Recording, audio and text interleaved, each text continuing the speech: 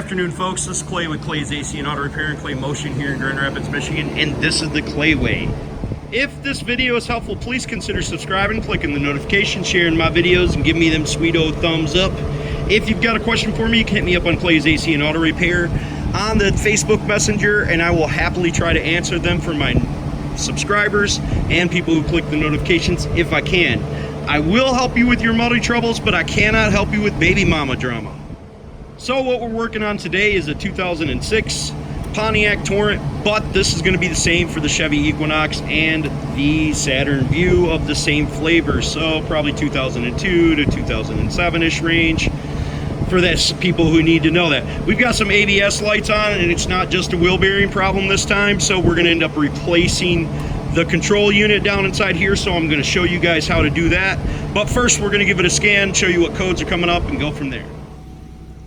These are the lights that we got on: brake, ABS, more than likely traction control. Now we're going to go ahead and scan the vehicle.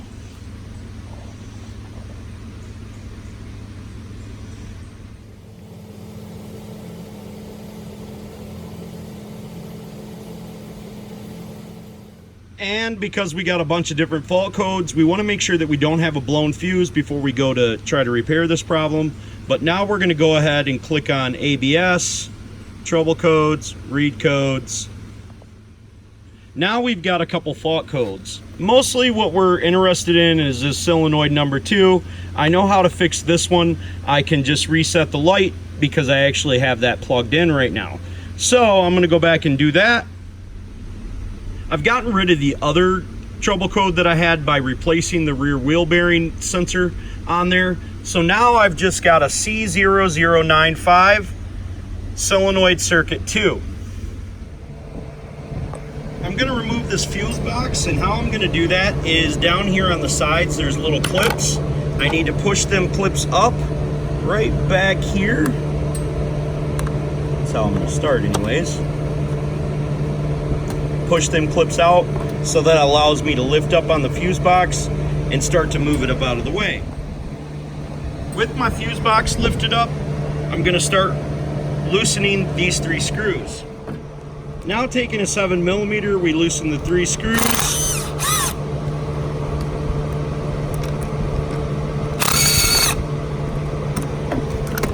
Taking a hammer from your kid's toy box, we tap down on the screws.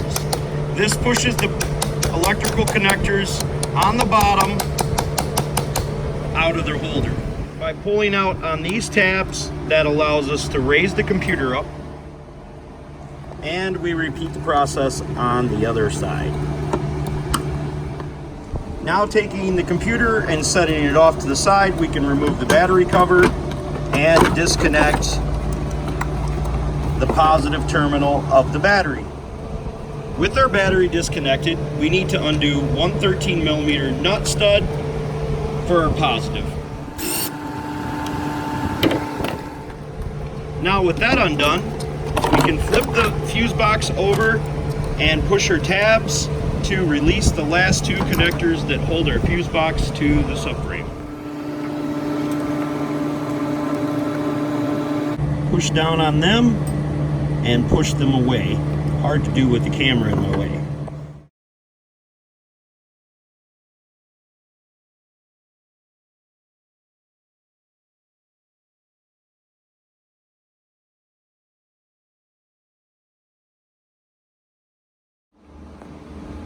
Okay, so now we need to disconnect our negative cable and pull the 13 or 14mm holding bracket down. Then we're going to remove 4 13mm bolts that hold down our battery tray and 1 10mm bolt that holds down the battery tray.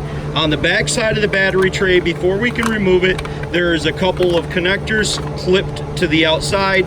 We need to remove them. I believe there was 2. I've already removed this to verify this procedure. On this model, on the front side, there's 2 little clippies that you need to push in to allow this air intake to come out. Now we need to remove the ignition control module, and we do that by pulling out on this clip and prying it up, and then prying it out from underneath the bracket to disconnect the electronic ignition control module. We pull back on that, pushing down on that clip to allow the cam release to be undone, repeating the process for the rear one. Now we need to remove the bracket that holds our ignition control module on, and I'm going to pull that up. It slips down into this groove and is held on by this little tab right here and slips onto these. Now we need to disconnect our control module, and this is also a cam lock. Be careful not to break this. You don't want to pull it out too far. Because it's hard to visualize and show you what's going on here, we're going to go ahead and use the new one, and I've affixed it to it. As it pushes up, these little clips slide through there on them little tangs right there.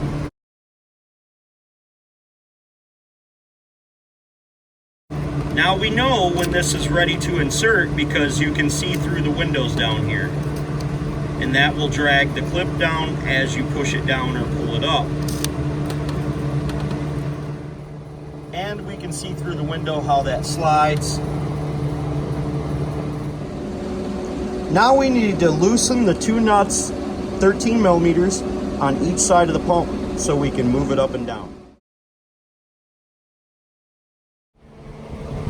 Okay, because the brake lines are really a pain in the butt to change, I plugged everything back in, my battery, my fuse box, all that stuff, and plugged my new controller in. And I started my vehicle to verify that I had no more ABS lights on. Filler audio. 1972, Stephen Hawkins was told by 3 different doctors that he had less than 2 years to live. He outlived all 3 doctors. Okay, because there's 6 of these brake lines, you want to be extremely careful when you go to remove these. Do not move these any more than they allow. Do not bend the lines at all, or you will have serious cursing matches by yourself in the garage when you go to reinstall these lines. Moving them as little as possible is definitely recommended. Okay, I thought I'd show you guys this, how this works. Sits in that bracket. There's a little rubber pen that goes through there, so this slides up, but we've still got our back lines on, so we're going to loosen them up. We're going to pull it and set it over so we can get to the back lines easier. You can also use a gear wrench or a regular wrench to get on these nuts to loosen them up.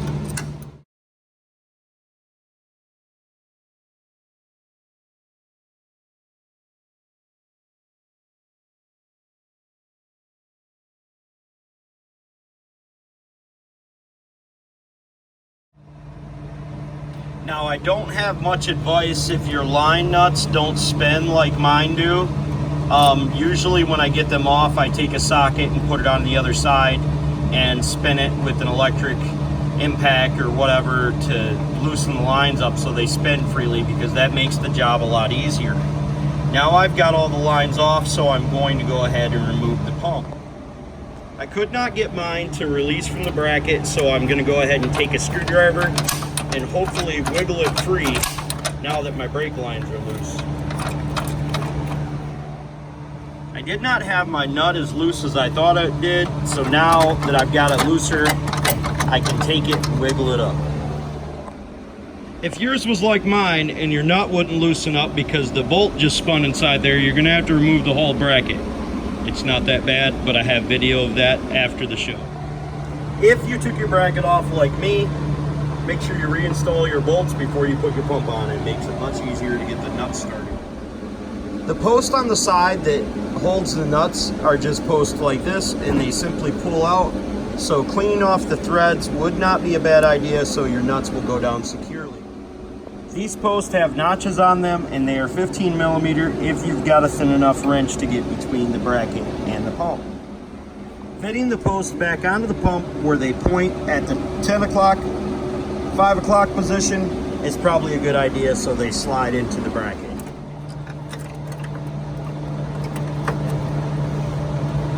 Make sure that you raise your brake lines out of the way as you're installing your pump.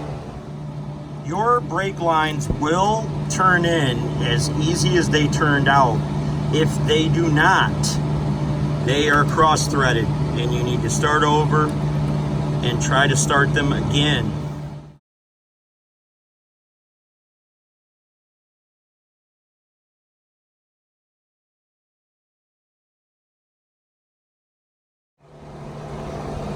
Unfortunately, I can only give you advice to starting these lines. When you go to start them, you want to make sure that the line is perfectly straight when you go to start it. You do not want to bend the line itself. You just want to be able to move the line freely and then get it to start. And like I said, it should go in as easy as it came out. If it does, that's how you know you got it started correctly and it's not cross-threaded. If you do cross-thread it, don't put the wrench on it to try to turn it in, because if it came out easy, it'll go in easy.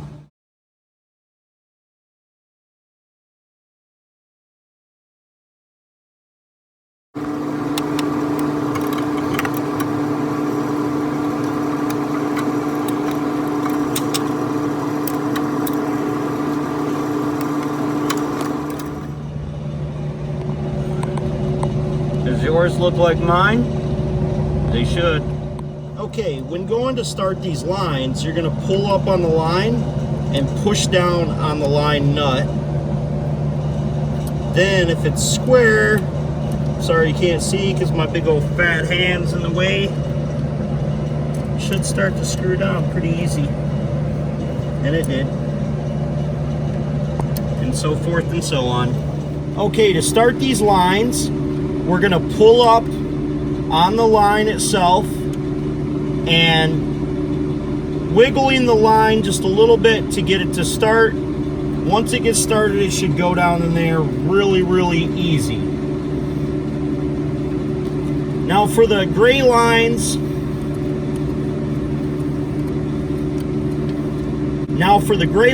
we can reach our arm underneath so we can move it at the pivot point, and we can just barely move it with our left arm, holding the line upwards so it's at the bottom of the nut, not down inside the hole. We should be able to start them and turn them in by finger. Now we can take our line wrench and we should be able to tighten everything up. Later on in the video, we're expecting special guest Kip Winger from the hair band in the 80s, Winger, that sold billions of copies of albums with their hit She's Only 17. And I can't remember the rest of their songs, but he'll be here maybe. Probably not, but could be. Okay, now we're going to go ahead and put our electrical connector on our ABS control module. And we just push that down until it sits and then clip it all the way in. We're going to go ahead and tighten up our 13mm nuts on the outside of our control module. Double check your work and make sure all your lines are super tight, because you're going to have that ignition module over the top of there and it's going to be difficult to see once you put it back together. Retighten them. Okay, I've got an assistant inside and he's going to pump the brakes and we're going to see if Playboy has any leaks here. Go ahead, pump them up, Cam. Nope. No leakies. Good for me. Now that I don't have any leaks, I'm going to go ahead and replace my battery tray and etc. electronics and plug in my fuse box, and then we'll start the bleed procedure. When installing the electrical connectors for your fuse box, install the gray one first, your black one second, and your white one third. It is perfectly alright to set your connectors down in there and then set your fuse box back on the top. Put your two connectors back on, one for your power steering, the other one for your feed for your fuse box. Then apply your brake cables back to the battery. Now, working from the screen, I'm going to go back to special functions, automatic bleed, and see what the instructions are to bleed it out. I'm going to give you guys the instructions that it gives me.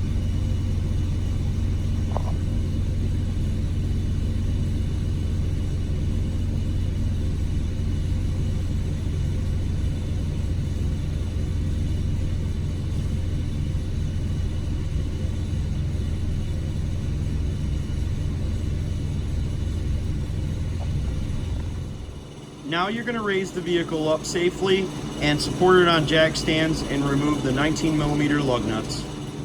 If you've got rusty bleeders like me, it's not a bad idea to spray them with some PB.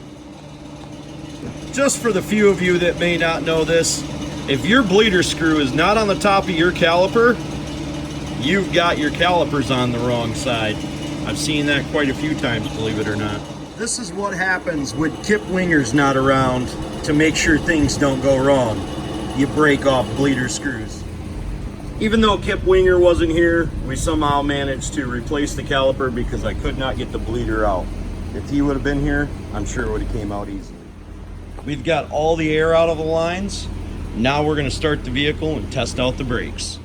I'm really upset about this Kip thing. Will you guys go over to Twitter and ask him why he didn't show up for the Clayway show? Make sure you share this video with him and show him that we got it done even without him. I have not turned on the scanner or used it to reflash anything, so this was a plug and play situation where we were able to change the ABS module. So I wanted to take the vehicle for a drive and see if you needed to do the automated brake bleed procedure. I think the brakes work pretty good. So I'd have to say no, but you should contact your local service provider. Double check. They feel a little bit stiff to me. Hopefully this video was helpful. You'll consider subscribing, clicking the notifications, sharing my videos, giving me them sweet-o thumbs up. If you got a question for me, hit me up on Clay's AC and Auto Repair on the Facebook Messenger. I'll be happy to try to answer your automotive-related needs for all of my subscribers and people who click the notifications. Don't be the next of them, be the first of you, and if anyone else can do it, you can do it too. That I promise you. God bless. Just like I said, Saturn View and Chevy Equinox are the same. I double-checked myself.